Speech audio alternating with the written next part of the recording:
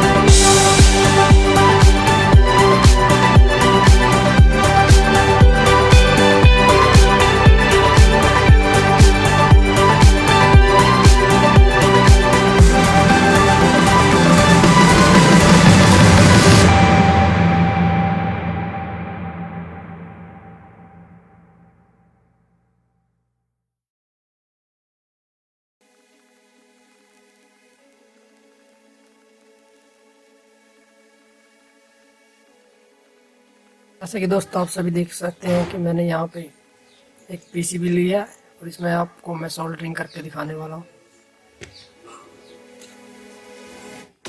तो ये देखिए दोस्तों, मैंने इसमें ये नई बिट लगाई है।